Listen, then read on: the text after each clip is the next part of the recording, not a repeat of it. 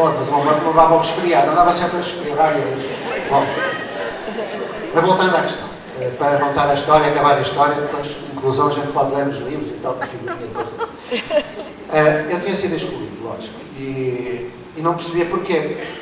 Ou melhor, eu sabia que quando entrava na sala de aula da primeira série, o professor Vasconcelos, paz à sua alma e que Deus lhes perdoe, dizia assim: tu e tu, venham cá. E aqueles desgraçados iam, eu fui, e ele, bem, bom, cabeça contra o quadro. Vão sentar. Eu estou a deixar.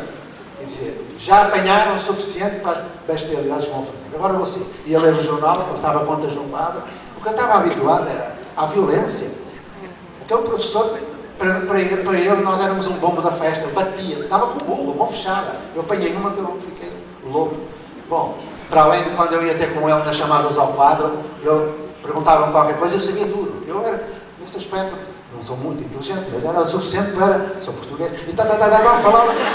Quando eu acabava de explicar tudo direitinho, 8 vezes 1, 8, que é muita moda difícil, 8 vezes 64, 8 vezes 9, 72, 80. Muito bem. Olha para mim quando eu estou a olhar para ti. Eu estava a olhar para ele, só que eu parece que é verdade. Eu era um bombo de festa naquela época. Bom, é verdade. Mas o problema maior era que eu, quando levava uma bufetada, ficava assim. Eu dizia: oh, você precisa, calce! Eu ficava assim, porque se eu olhar assim, a pessoa pensa que eu estou a olhar para ela.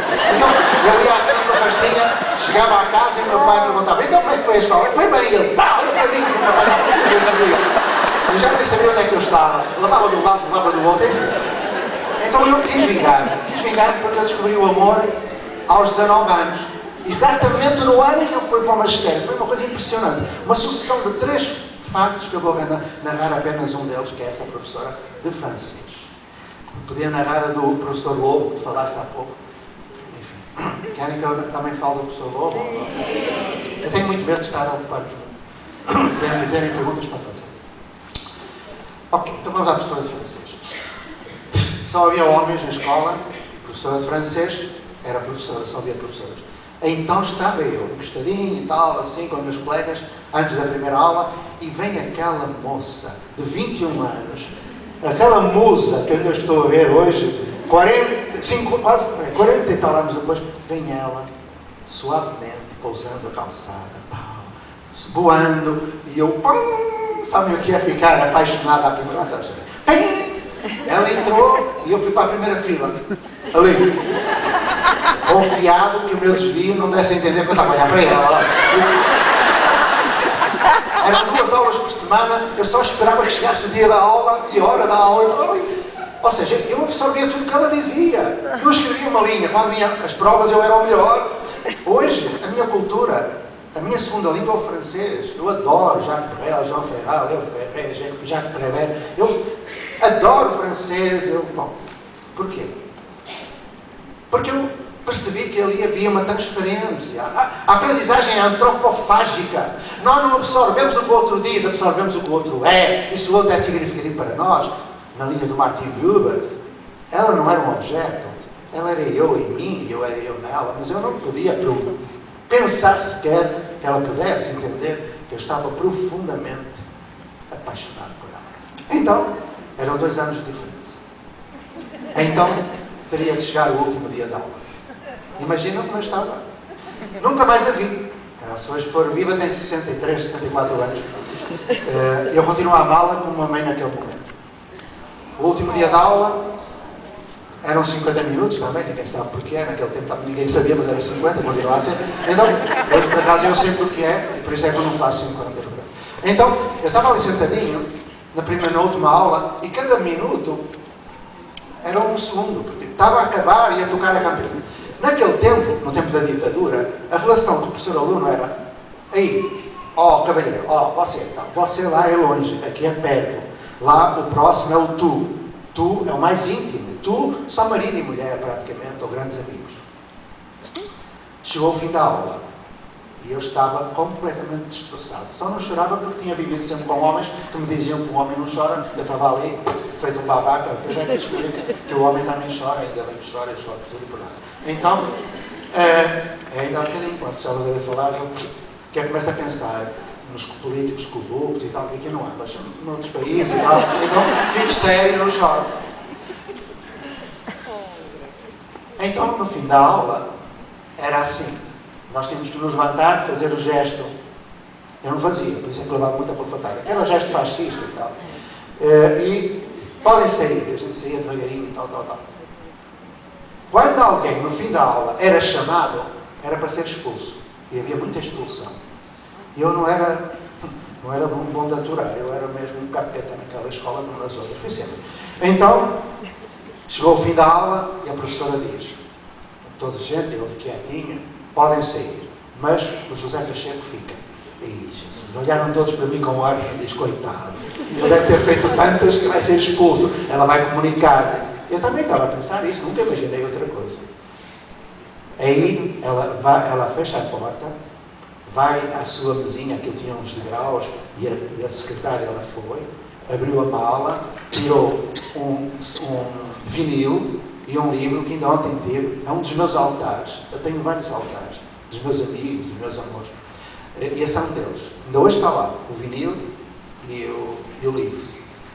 Que ontem recebi a visita de um professor da Ponte, que foi meu aluno, que está em BH e veio visitar, e tivemos lá a ler uma literatura, e eu peguei no livro. Então ela pega nas duas, eu não estava a entender absolutamente nada. Ela vem, desce, chega junto de mim e diz: eu fui a Paris e trouxe-te, tu! Eu pensei que tivesse ouvido mal. Trouxe-te um disco e um livro. Queria que tu guardasses com muito carinho. Eu comecei a tremer, eu peguei naquilo. Eu precisava me abraçar a ela, beijá-la, mas eu era aluna, ela era professora. Estúpido. Cretino. Nunca me perdoei. Aí eu pego naquilo, ela começa a ir em direção à porta e eu não falava, eu estava ali, feito.